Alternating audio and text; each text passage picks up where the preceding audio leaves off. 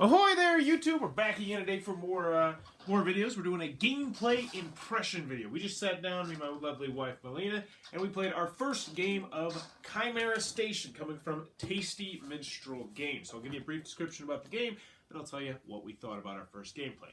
So this is, at its purest form, a worker placement game. I read the rules to this, and I was like, this seems incredibly simple. It's a worker placement game where you are just going to be placing out your workers, gathering resources. You have to feed your people. But this one has a huge twist in the fact that you are going to be able to modify your workers. Now, obviously, yours are going to have nice little plastic things. We used Legos, but you'll be able to put claws on your workers, so they'll be able to bump people out of places. You'll be able to put brains on your workers, so they will be able to gain victory points just by going various different spots. You'll be able to have tentacles, so you'll be able to collect extra resources, and what was the last one? And leaves, so you'll be able to feed your people a lot easier.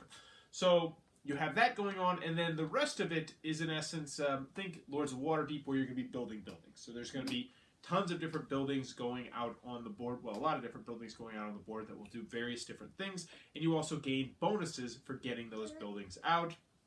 You go over 5 rounds. Big point salad game. Lots of ways to score points. Lots of different strategies to pursue. Initial thoughts on the game? I like it a lot. Okay. And just your typical, you do like worker placement games a lot. I do. They are my favorite.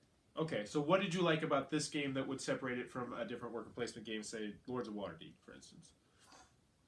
There's so much more going on, and it's not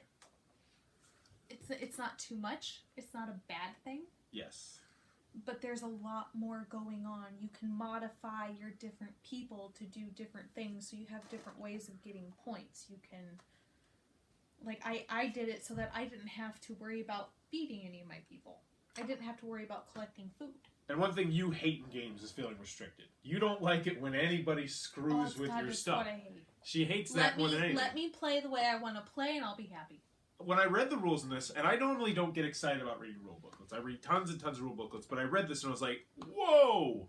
And I feel like this analogy fits this game very perfectly. This feels like a worker placement sandbox game. However you want to win this game is how... Yeah.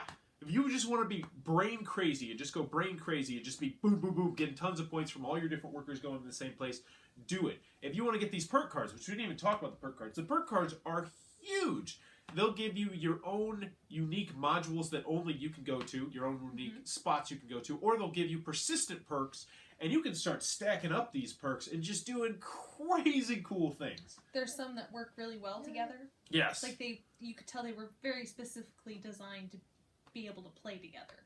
And I feel like this game has been very well play tested, because I was looking at some of the stuff, like some of the different point combinations that you could go after, and I was like, oh god, I could see that being broken. But the game is over so quickly, only going 5 rounds, that I don't feel like anyone's going to have time to exploit any particular one, which I really did like. I also liked how you could get, say, 1 tentacle, and it would allow you to collect one. If you stack up the different types of resources, or the different type of attachments, you're going to get a more powerful ability. But at the same time, you kind of want to have different ones because it's going to give you more flexibility. Because the board fills up pretty quickly. I was really impressed by this. I will say this, though. There's a lot going on here. Like, when you're first learning the game, it's very simple, it's very streamlined, you just have to do this. But Keep going. There's a lot going on here. What did you like about the game? Is there anything in particular you did not like about the game? No. No, I don't think so. I don't think there was anything that I disliked. The only thing I think I might potentially in the future dislike is I feel like there's a way that you could chain together combos. You know what I mean? Oh, yeah. Like, you could be bumping people out of place. You might have the right kind of perks. You could bump people out of place. Then you could bump somebody else out of place. But honestly, I don't see that happening the majority of the time. No, because the game's pretty short. Yeah, it is. So, overall... Luke likes it, too. I don't know. Overall, initial impression in Chimera, you definitely be down to play this again. Oh, yeah. Do you think the experience would change much with adding more players, 3-4 players? I feel like the board would tighten up. I think it could. Yeah. I think it could change a lot. You'd be more limited. You would be more just limited. a 2-player game, because like you wouldn't. And also, here's one thing. Unless you had the claws. Yes, so the claws in the 2-player game, my wife, she has like 1 claw, I have 1 claw, but I have a feeling in a 3-4-player game, those claws would get snatched up real quick. And there's a finite amount of those as well, which I also liked. I could just keep talking about what I liked. We didn't even talk about the research track. I like how the research track works.